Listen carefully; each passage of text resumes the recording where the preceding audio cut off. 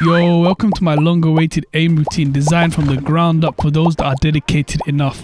If you want that smooth, buttery yet consistent aim like this, then look no further. This guide will cover the most common in-game aiming scenarios and deriving a routine from that, allowing you to excel at what matters the most.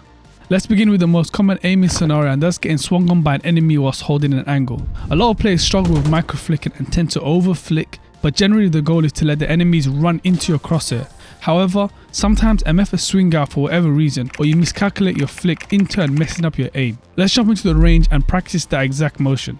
First things first, you should be able to understand the mechanics required to microflick. For some, depending on their sense, it'll be with their fingertips, wrist, or their whole arm. It's important you understand that aspect. We're practicing both the left and right microflicks, visualizing that an enemy has swung out and then flicking to the bot. Roughly this distance. Start off slow, maintaining a 100% accuracy, even if that means going super slow and then gradually increasing the speed over time. Remember, slow is smooth and smooth is fast. I recommend doing a total of 100 bots each session with at least a 95% accuracy. The next scenario is stop and shoot. Too many players shoot before they even stop or the timing is off. Here's an in-game clip of me using the sheriff where I stop, then shoot, all occurring within milliseconds. One thing I cannot stress enough is movement and aim go hand in hand. If your movement is lacking, you'll fumble key mechanics, and the same with bad aim, you just struggle to win your duels. In the range, spawn one bot moving around, and whenever you feel comfortable, stop and shoot. Make sure the emphasis is on stopping first, then shooting. Like I mentioned earlier, slow is smooth and smooth is fast. Once you're fully comfortable with this, you can increase the speed at which you stop and shoot, but make sure you're accurate, that's the key part. So as you increase the speed, your accuracy must stay relatively the same. We don't want to be instilling bad habits and doing this. What I recommend is completing 100 bot eliminations. The next most common aiming form is when you're peaked by 2 or more enemies, resulting in you having to quickly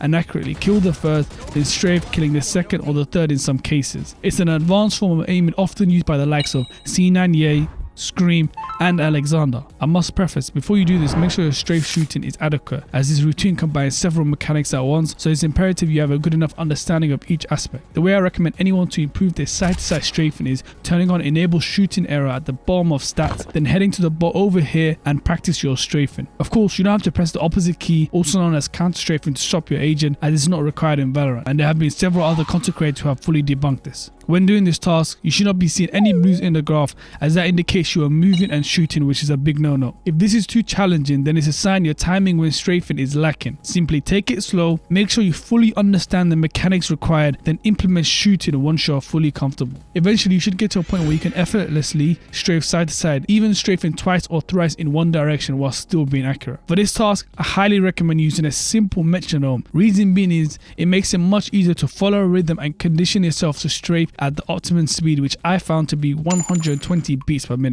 or 100 beats per minute, and working your way up to the optimal speed of 120, and doing this for a solid 5 minutes, or my preference, listening to 2 of your favorite songs. Lastly, we'll be using the retake scenario, something that I see rarely covered, but it's so useful, especially because it's based on ascent B-side, as you can see. Head to practice in the bottom corner, then instead of choosing shooting test, which is the range, choose spike planting. What's mad is it allows you to choose the difficulty of the bots from easy, medium and hard, with hard being very challenging, as these lot don't miss. Start off with easy and make sure you're properly peaking, and when it's time to shoot, you stop, take your time, then shoot, making sure your movement is in line with your aim. Don't fall into old habits like this. We're slowly building the correct foundation, as this scenario combines what we learned earlier and puts them into actual practice. To recap, that's 100 microflicks, 100 stop and shoot, 5 minutes of clean strafe shooting, and finally combining all the above in a retake scenario. Although this routine doesn't encompass everything, it's what I like to call the bare essentials needed to win most gunfights. Why not watch my games guide on the screen right now if you want to improve even faster? Shout out to these amazing members for boosting our Discord server. Why not join, and maybe you'll be featured too. And as always, until next time.